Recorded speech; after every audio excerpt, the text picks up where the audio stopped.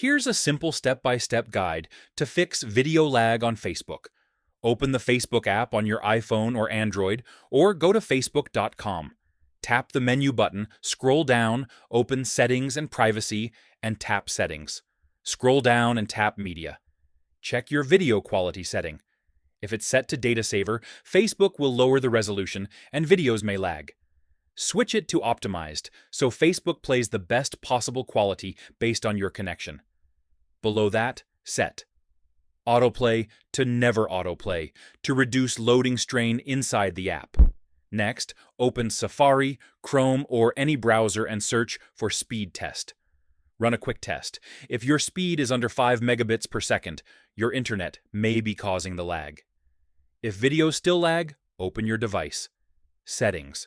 On iPhone, go to General, then iPhone Storage, select Facebook, and tap Offload App.